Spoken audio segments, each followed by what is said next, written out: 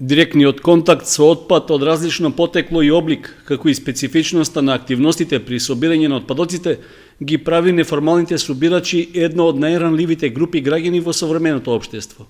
Тие често се здобиваат со телесни повреди или пак се соочуваат со штетни влијанија, што на подлог рок го загрозуваат нивното, но и здравјето на членовите во потесното семејство.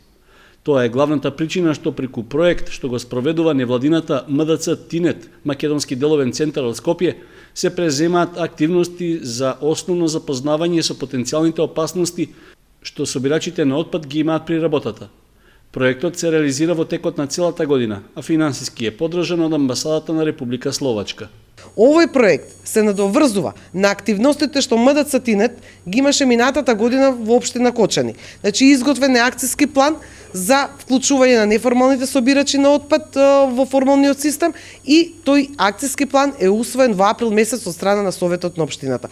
Така да оваа активност на некој начин е продолжување на досегашните активности што МДЦ Тинет ги има со општина Кочани. На обуката во Кочани присуствуваше и специјалист вирусолог, кој ги представи најчестите повреди и даде насоки како неформалните собирачи на отпад да ги намалат ризиците за одредени видови заболувања. Најчесто се смета дека имаме повреда од механички повреди, вообичаено на работниот столб. Исто така, многу често се и повреди во смисол на исекотини, рани, значи од тој тип.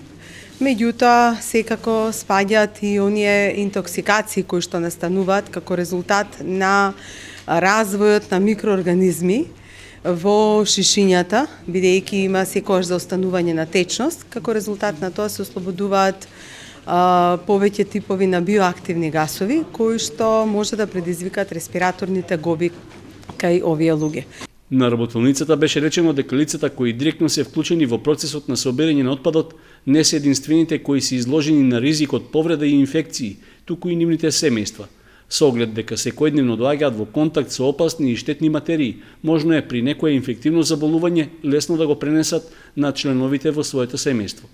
Беше речено дека за поголема безбедност при работа потребно е собирачите на отпад да користат и основна заштитна опрема, пред се гумини ракавици и маска за заштита на органите за дишење.